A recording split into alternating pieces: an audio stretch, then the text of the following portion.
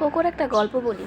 কোকোকে মাছ আর ভাত খেতে দেই, তো তো মাঝে মাঝে খাবার নষ্ট করে, আবার মাঝে মাঝে খায়, আবার মাঝে মাঝে একটু করে রেখে দেয় বাটিতে। তো ওই খাবারগুলো আমি ফেলে না দিয়ে পাখিকে খাবার জন্য বেলকনিতে ওয়ালের উপরে দিয়ে রাখি। এই দেখেন কীভাবে তাকায় আছে পাখি ধরার জন্য।